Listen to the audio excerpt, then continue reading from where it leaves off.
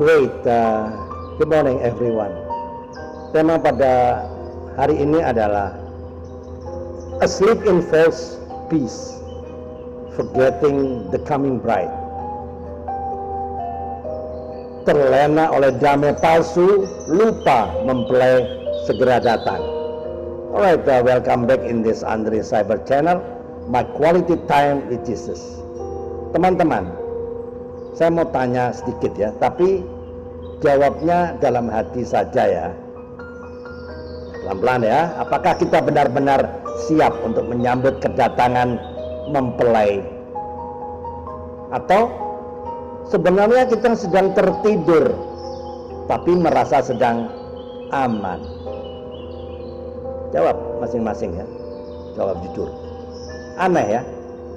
Banyak orang Kristen merasa damai padahal rohaninya sedang sekarat. Banyak yang merasa aman padahal tanda-tanda akhir zaman, tanda-tanda akhir zaman itu sudah di depan mata.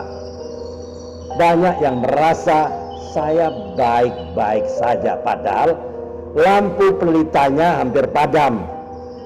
Hari ini saya mau ajak kita membongkar satu hal ya. Ada damai yang dari Tuhan, tapi ada juga damai palsu yang membuat kita terlena. Damai palsu dari mana? Iblis.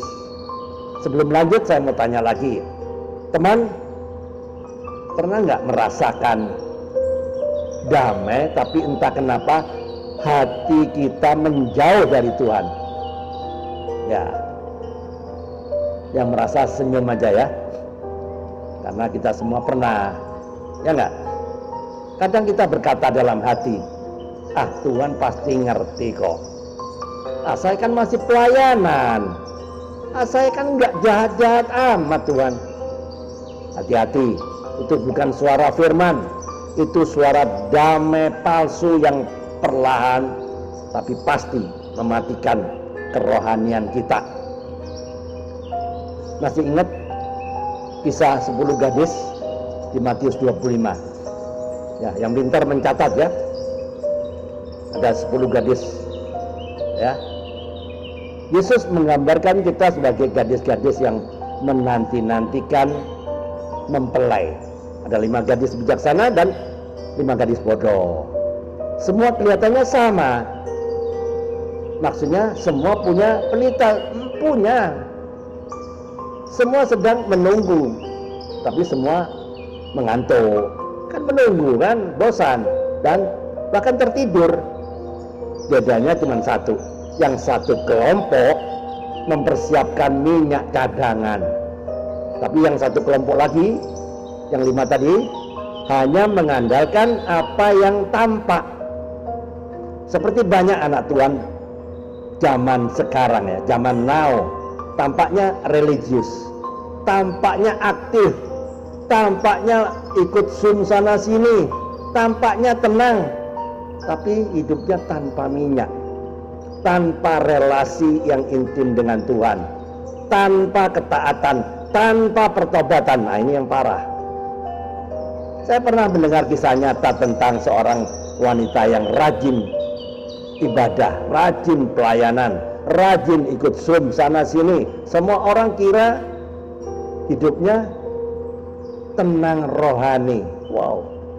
Tapi diam-diam dia hidup dalam kepahitan, iri hati, kecewa, dan dosa tersembunyi. Sampai suatu hari ia mengalami kejadian yang mengguncang hidupnya dan Roh Kudus berkata, "Kamu punya damai, tapi bukan dariku. Itu damai yang kamu ciptakan sendiri untuk menutupi dosamu." Wanita itu menangis dan sadar. Ia adalah gadis yang pelitanya kelihatannya menyala, tapi tidak lama karena tidak cukup minyak. Ada cerita lucu lagi gini ya, seorang anak kos ya, setiap malam menutup pintu, mematikan lampu, lalu berkata ke temannya, "Tenang bro, tenang. Kalau gelap kecoa nggak kelihatan, jadi aman." Padahal kecoanya tidak hilang, hanya tidak kelihatan. Begitu juga dosa, begitu juga kondisi rohani kita.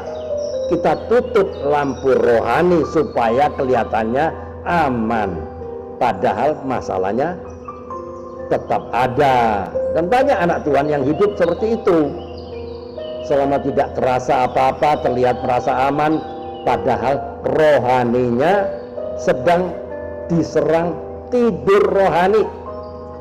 Saya mau tanya sedikit lagi ya, kalau Tuhan datang malam ini ya, malam ini saudara yakin pelita saudara penuh minyak?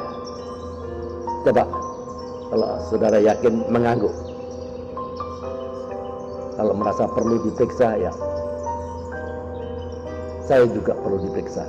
Dan pertanyaan kedua, sudah berapa lama kita merasa baik-baik saja, padahal doa saja, doa saya sudah tidak menyala. Dan satu lagi, pernah merasa damai tapi tidak mau baca firman. Damai dari mana? Ini bukan menyalahkan, ini mengingatkan kita semua, termasuk saya, karena mempelai tidak lama lagi datang. Teman-teman perhatikan saya ke depan, perhatikan. Comfort is good, but comfort can kill. Kenyamanan itu baik, tetapi kenyamanan bisa membunuh. The most dangerous place is not the battlefield, but the place where you stop being alert. Di tempat paling berbahaya bukan medan perang, tetapi tempat di mana kita berhenti berjaga-jaga. Fake peace is more dangerous than real trouble. Damai palsu lebih berbahaya daripada masalah yang nyata. Teman-teman masih ingat tokoh Alkitab bernama Simpson? Dia juga merasa aman karena merasa karunia-Nya masih bekerja, padahal Tuhan sudah menjauh. Daud juga begitu. Saat hidup tenang, justru jatuh dalam dosa Betseba. Semua orang tahu itu kan, cerita itu. Raja Saul merasa tetap dipilih oleh Tuhan, padahal rohaninya sedang kosong. Lot begitu juga, tinggal nyaman di Sodom sampai lupa bahwa kotanya hampir dihancurkan. Damai palsu membuat mereka tidak peka. Jadi pesan moralnya apa? Jangan tertipu oleh damai yang palsu. Lebih baik gelisah dan mencari Tuhan daripada merasa aman, padahal jauh dari Dia, karena mempelai sedang datang dan Dia hanya jemput bagi mereka yang siap. Ayo, Anda siap? Jadi closing statementnya, teman, jangan biarkan kenyamanan rohani menjadi bantal tidur yang mematikan api rohani kita. Bangun, isi minyakmu, siapkan pelitamu, jangan terlena. Mempelai hampir sampai. Mari kita jawab jujur ya. Jawab jujur dan renungkan jawaban Anda. Satu, bagian mana dalam hidup Anda yang membuat Anda merasa aman padahal Anda menjauh dari Tuhan? Dua, apakah pelita rohani Anda masih menyala atau sebenarnya hampir padam? Tiga, kapan terakhir kali Anda mencari Tuhan dengan sungguh-sungguh, bukan karena rutinitas? Empat, jika Yesus datang hari ini, apakah Anda siap atau Anda masih tergolong gadis-gadis bodoh? Ayo, sampai kapan Anda mau santai dan merasa nyaman? Ayo dong. Amin.